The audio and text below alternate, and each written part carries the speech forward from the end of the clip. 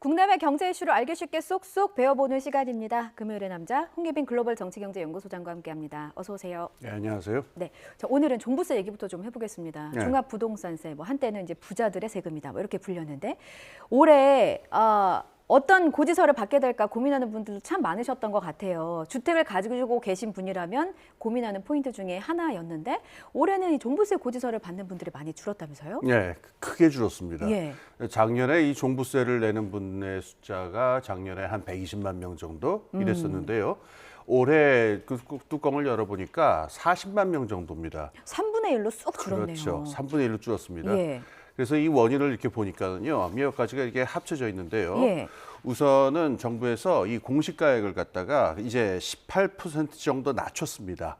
그러니까는 그 전에 우리가 이제 그 시세에 맞춰가지고 현실화한다고 그래가지고 계속 공시가액을 올리고 그랬잖아요. 네. 그런데 이번에 그 올리는 폭을 줄이고 낮췄기 때문에 결국은 이 집값 공시가액이 내려가는 적이 있었고요. 반면에 그 공제액이 6억에서 9억으로 올라갔습니다. 네. 그러니까는 여기에 해당되는 이 종부세를 내야 되는 거에 해당하는 사람들의 숫자가 줄 수밖에 없는 이유가 여기에 있었던 거죠. 그렇군요. 그러니까 그 세금을 내는 사람이 줄었다는 말은 또 네. 이제 국가 입장에서 보면은 내가 걸어들일 세수가 줄었다는 그렇죠. 말이기도 하잖아요. 그래서 네. 얼마나 줄었나 봤더니 지난해 3조 3천억 원에 비해서 55%나 줄어든 1조 5천억 원으로 예상이 되더라고요. 예. 근데 기재부는 이와 관련해서 이거는 세제를 정상화한 거다라는 예. 입장이더라고요. 어떻게 보셨습니까? 뭐 꼭 그렇게 말할 수 있는지 좀 그 애매한 구석이 있는데요. 예. 일단 그 세수가 줄어들 수밖에 없는 게 네. 아까 말씀드린 대로 이걸 내는 사람들이 줄었어요. 근데 내는 사람들이 줄은 부분에서 이 정부가 예측한 것보다 한 25만 명 정도가 더 줄었다고 하거든요. 그러니까 이게 과연 그 뭐 예측한 대로이냐라고 하는 건 좀 논란의 여지가 있겠습니다. 예. 그래서 일단 세금을 내는 분들의 숫자가 줄은 게 있고요. 두 번째로 이 세율도 낮아졌습니다. 그러니까 0.5에서 5% 사이였었는데 그게 1%에서 6% 사이로 늘어났고요. 예. 거꾸로 제가 말씀을 드렸습니다. 이 반대로 줄어들었고요. 예.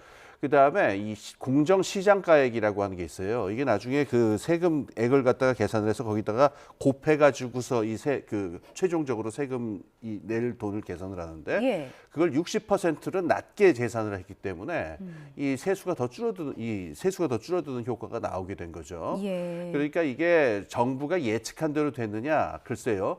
그 말하자면은 처음에 계획한 것보다 한 1조 원 정도가 덜 거친 것이다. 이렇게 말하니까 그렇게 설명한 게 과연 뭐 합당한 것인지는 좀 무리가 있습니다. 일단 산술적으로만 보면 쉽게 설명해서 내야 되는 사람 숫자도 줄고 예. 내야 되는 액수도 지금 줄었다는 예, 말이잖아요. 그렇습니다. 근데 그게 이제 그 지난해 비교했을 때 절반이 넘는 상황인 거고. 예. 우리 월급을 가지고 얘기를 해보면 내가 지난달까지는 이렇게 많이 벌어서 좀 여유롭게 쓰기도 하고 뭐 좀 베풀기도 하고 하다가 갑자기 월급이 한 절반 이상 줄어버리면은 심리적으로 좀 타격이 있을 것 같고 그렇죠. 돈을 또 어떻게 쪼개서 나눠 써야 되나 이런 고민이 있을 것 같거든요. 이러다 보니까 나라 재정을 보고 이거 나라 살림 적자를 키우는 것이 아니냐라는 예. 비판도 좀 있을 것 같습니다. 그 비판이 있을 수 있죠. 예. 지금 정부에서 발표하는 그러니까는 세수 결손액이 계속 지금 확대가 되고 있어요. 네. 지난 한 7월, 6월까지만 하더라도 한 50조 정도 결손이 날 것이다 그랬는데 지금 정부에서 얘기하는 건 한 70조 정도 결손이 날 것이다로 지금 늘어난 상태예요. 네. 모르겠습니다. 이게 올해 끝나고 나면은 그게 한 60조 정도로 줄어들 것이다라고 또 얘기하고 있습니다만은 또 그것도 어떻게 될지 두고 봐야 될 것 같고요. 그러니까 지금 세수 결손이 50에서 70조 정도다라고 하면 한 10% 정도가 결손이 난 건데 여기서 또 한 1조 정도가 그 계획보다 또 결손이 난다. 절대로 좋은 소식은 아닌 것 같습니다. 그러면 종부세가 어쨌든 그 감소되는 혜택이 있지 않겠습니까? 예. 이 혜택은 누가 보는 거예요? 물론 이제 전반적으로 지금 아까 말씀드렸는데 세율이 줄고 이랬으니까는 예. 전반적으로 혜택을 봅니다만은 예. 특히 주목해야 될 집단은 이제 두 집단이 있어요. 하나는 다주택 소유자입니다. 이거는 정부 스스로가 그렇게 발표를 했는데요. 그러니까 지금 과세 표준이라고 하는 게 있죠. 이게 누진세로 돼 있잖아요. 예. 종부세가. 그러니까 여기서 다주택 소유, 그러니까는 더 많은 주택을 소유한 사람들일수록 더 높은 세금을 내도록 설계가 돼 있는데 네. 이 누진된 부분을 갖다가 많이 줄인 겁니다. 그러니까 결국은 혜택을 갖다가 이 다주택 소유자들이 가지게 됐다라고 하는 게 정부에서 얘기한 부분이 있고요. 예. 그다음에 아까 말씀드린 부분인데 공정시장가액을 갖다가 60%로 고정을 시켜놨기 때문에 법인 소유자들, 그러니까는 부동산의 법인 소유자들이 또 큰 혜택을 본 쪽으로 이야기가 되겠습니다. 요약해서 네. 말씀드리자면은 다주택 소유자들하고 법인 부분, 여기가 특히 혜택을 본 부분입니다. 그렇군요. 저희가 그 예를 들어서 마포 레미안 푸르지오 마레프라고 해서 마레프 소유자와 예. 그러니까 1세대 1주택자와 도남현대와 잠실헬스를 갖고 있는 1세대 2주택자의 세금을 좀 비교를 해봤어요. 네. 그러니까 이게 그래프만 딱 봐도 뭐 적게는 수십만 원에서 많게는 뭐 수백, 수천만 원도 좀 예전에 비해서 덜 내는 분들이 좀 그렇습니다. 생겼더라고요. 네. 그러다 보니까 정부가 그 당초 올해 종부세수를 얼마를 예측을 했나 봤더니 예. 5조 7천억 원으로 예상을 했다가 예. 지난 9월에 1조를 낮춰서 4조 7천억 원으로 내려잡기도 했습니다. 예. 이 부담이 상당할 텐데 1조라는 세수의 구멍을 어디서 메워야 됩니까?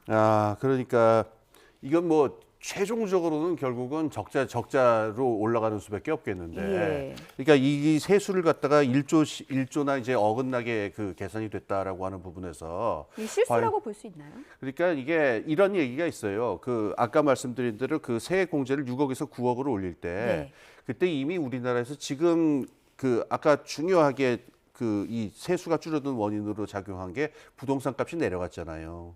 근데 부동산 값이 내려가는 게 눈에 보이는 상황에서도 왜 이걸 6억에서 9억으로 올리고 이런 조치를 했느냐. 예. 이런 논란이 있었기 때문에 이게 과연 그 1조 정도 이렇게 된 부분에 있어 갖고 저는 뭐 이것도 한번 과정을 한번 꼼꼼히 다시 살펴봐야 될 것 같습니다. 그렇군요. 근데 종부세와 관련해서 징벌적 과세라는 비판도 사실은 정부가 피할 수는 없었습니다. 왜냐하면 네. 그냥 열심히 벌어서 내가 그냥 집 한 채 갖고 있었고 그 집값이 올라서 나는 세금을 더 많이 내게 된 건데 뭐 사실 종부세가 내가 종부세를 낼 만큼 부자도 아닌데 뭐 이런 징벌적인 과세를 굳이 내가 그 내야 하느냐라는 비판도 사실은 있었거든요. 예. 정책이 1년마다 이렇게 휙휙 바뀐다는 게 국민들한테 상당한 혼란을 줄 것 같다는 그런 지적도 좀 많았습니다. 어떻게 예. 보십니까? 이게 1년 단위로 바뀌는 것보다 좀 더 중요한 거는 정권 단위로 바뀌거든요. 예, 예. 그러니까 종부세가 이게 합당한 세금이냐라고 하는 정당성 문제는 당연히 논란이 있을 수 있고 정권에 따라서 의견이 다를 수 있습니다. 네. 근데 지금 문제는 이 종부세 자체의 정당성 논의하고요. 그다음에 종부세를 시행하는 데 있어 가지고 형평성이 과세 형평성 등등의 절차상의 쟁점들이 있는데 이 두 가지가 섞여 버려 가지고 예. 이 정권이 바뀔 때마다 그러면 이 종부세를 어떻게 할 거냐라고 하는 큰 원칙에서 문제를 풀든가 아니면 이 절차적인 합리성을 갖다가 합리화하는 노력을 하든가 둘 중에 하나를 해야 되는데 예. 이 두 개가 막 섞이다 보니까 정권이 바뀔 때마다 종부세가 이렇게 오르기도 하고 또 내려가기도 하고 그러니까 국민들한테는 혼란만 있죠. 저는 차제에 뭐 어떤 식으로 정치권에서 결론을 낸다 하더라도 예. 종부세 자체의 정당성 문제하고 이것의 그 절차적 형평성 문제 이 두 개는 좀 분리해서 얘기하는 게 옳다고 생각합니다. 종부세의 정당성, 절차적 형평성의 문제를 꼭 한번 분리해서 봐야 된다라는 예. 지적을 해주셨습니다. 아주 뜻깊은 지적이었던 것 같고요. 다음 주제 넘어가 보겠습니다. 상생금융에 대한 얘기해 볼게요. 오늘이 12월 1일이니까 오늘부터네요. 예. 이게 반가운 소식으로 많은 분들에게 들릴 것 같습니다. 예. 주요 은행들이 한시적으로 모든 가계대출에 대해서 중도상환 수수료를 면제하기로 했습니다. 이제 예. 상생금융에 동참하라는 요구가 거세졌고 이제 은행권이 동참하면서 내놓은 카드가 바로 이건데 이 대책은 좀 어떻게 보셨습니까? 뭐 저는 이게 서민 상생 부분보다는요. 이 가계대출 부분이 하도 우리나라에 지금 위험하니까 예. 이 부분을 조금 만회하는 부분이 아닌가 싶은데요. 예. 지금 말씀드린 대로 우리가 대출을 받았다가 그걸 미리 갚게 되면은 은행 쪽에서는 잡아놓은 계획에 비해서 빨리 원금이 회수가 돼서 들어올 이자가 안 들어와서 결손이 나니까 이 부분을 메꾸기 위해서 중도상환 수수료라는 걸 요구하죠. 네. 근데 이걸 한 달 동안 면제를 하겠다 그러니까 빨리 갚으라라고 한 얘기거든요. 예. 이 가계대출 받았던 분들. 한 달 만에 그런 돈이 쑥 생길까 싶기도 하고. 그러니까 저도 갚으려면. 갚고 여력이 싶은데 뭐 갚을 돈이 있어야죠. 갚을 여력이 있어야 갚는다라는 생각도 좀 들더라고요. 그러니까 지금 이번 조치의 목표라고 하는 게 이제 저 같은 서민들을 위한 그런 조치인 거냐라고 하는 성격보다는 그러니까 지금 가계대출의 어떤 그런 위험성 같은 너무 이렇게 크게 팽창해서 위험성이 있으니까 원금 회수를 좀 그 재촉하겠다라고 하는 의도가 큰 것 같고 이 부분에서 중도상환 수수료라고 하는 부담을 은행에다가 조금 지우는 식으로 그러니까 서민 상생보다는 뭐 금융 상생이 아닐까 그런 식으로 말하는 게 맞을 것 같아요. 금융 상생이다. 예. 은행권이 사상 최대 실적을 거뒀잖아요. 그래서 네. 나홀로 잔치를 벌인다라는 비판도 많았던 건 사실이고, 그래서 고통 분담 차원에서 이제 은행권에 이런 요구를 한 건데 압박이 이제 계속 확산하고 있는 셈이거든요. 인터넷 은행 보험사들에게도 압박이 이어지고 있습니다. 이런 현상은 뭐 올바르게 진행되고 있다고 보십니까? 그러니까 여기에서 이제 은행권의 표정이 좀 묘한데요. 그 전에도 이제 정부에서 압박이 있었죠. 근데 주로 압박이 예대 맞은 부분이었어요. 그러니까 대출 이자율하고 그 예금 이자율을 갖다가 너무 수탈적으로 하는 게 아니냐. 그래서 이자율 가지고 얘기를 했었는데 요번에 이 조치는 수수료 부분입니다. 근데 수수료하고 이자는 성격이 많이 다른데 수수료라고 하는 건 그야말로 은행이 가지고 있는 가장 원초적인 수익의 한 요소가 되는데 이 수수료 부분까지 정부가 터치를 하고 얘기하고 들어온다는 건 좀 너무한 거 아니냐라고 하는 이런 한숨이 이제 금융권에서 나오고 있는데 이게 만약에 보험 부분이라든가 이렇게까지 확장이 된다면은 수수료도 그러면은 정부의 규제로 들어가는 거냐? 이런 완전히 가격 규제가 아니냐? 뭐 이런 쪽의 이야기들을 이제 금융권에서는 하고 있는 것 같아요. 가격 규제 얘기 나와서 말인데 이런 압박이 식품업계로도 확산을 하고 있더라고요. 근데 정부가 이제 물가가 너무 오르니까 좀 자제 좀 해달라, 가격 좀 천천히 좀 올리거나 좀 동결을 하거나 인상 계획을 철회해라라고 압박을 하니까 실질적으로 몇몇의 기업들이 동참하고 있습니다. 그러다 보니까 동참을 또 안 하기도 뭐하고 식품업계까지 이런 요구가 좀 가는 거에 대해서는 어떻게 보고 계시는지? 저는 이거 필요한 거라고 봅니다. 이번에 그 소비자 그 단체에서 조사를 해봤더니요. 지금 그동안 이 식품업의 어떤 논리는 뭐냐면 원가가 올라서 어쩔 수가 없다. 그래서 우리도 가격을 올린다 이렇게 얘기를 하는데 이 논리는 마치 원가가 오르는 그대로 비례해서 가격을 올리는 것처럼 돼 있잖아요. 실제로는 그렇지 않습니다. 원가가 오르면은 그 기업들은요 여기에다가 자기들이 원하는 이윤율을 그냥 곱해가지고 이걸 마크업이라고 그러는데 오히려 원가가 오르는 것보다 더 물가를 올리기도 하고요. 이번에 소비자단체 조사에 의하면은 거꾸로 원가가 떨어졌는데도 물가가 오른 물품들까지 있었어요. 저 기사 읽은 기억이 납니다. 이번에 문제가 된 거는 밀가루하고 식용유였거든요. 근데 다른 종류의 그 식품들도 보니까 원가가 오른 부분하고 뭐 실제 출고가가 오른 것하고 전혀 비례하지 않거나 방금 말씀드린 것처럼 거꾸로 되는 오히려 폭리를 취하는 경우들도 있으니까 이런 부분들에서 이 마크업 가격 행태가 나타나지 않도록 정부가 규제하는 것 저는 이건 합당한 일이라고 생각합니다. 저도 뭐 소비자의 입장에서 동의하고 있습니다. 앞으로 저희 그 출연을 좀 예의주시해서 보는 기업들이 있을 것 같고요. 끝으로 이 질문 하나 드릴게요. 물론 그 마크업 관련한 이제 문제점도 지적을 해주셨고 원가에 따른 그런 반영률의 경우도 좀 투명하게 했으면 좋겠다라는 게 소비자의 마음이긴 합니다. 하지만 시장의 입장에서는 시장 자율성을 지나치게 훼손을 하면 이게 생태계 자체가 무너지게 되는 거 아니냐라는 토로도 할 수 있을 것 같아서요. 어떻게 해야 이제 물가도 안정시키면서 시장의 자율성도 존중할 수 있을지.